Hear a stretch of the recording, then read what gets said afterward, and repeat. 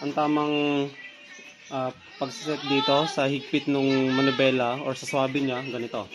Ayan, mapapansin nyo, isang talbog, babalik, tapos check nyo kung may alog.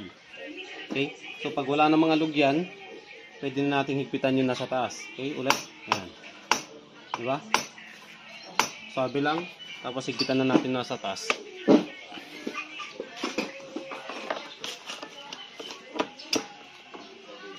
Kontrahin nyo na sa baba, tapos higpitan nyo tong nasa taas. Ayan. So dapat hindi na gumagalaw tong nasa baba na to.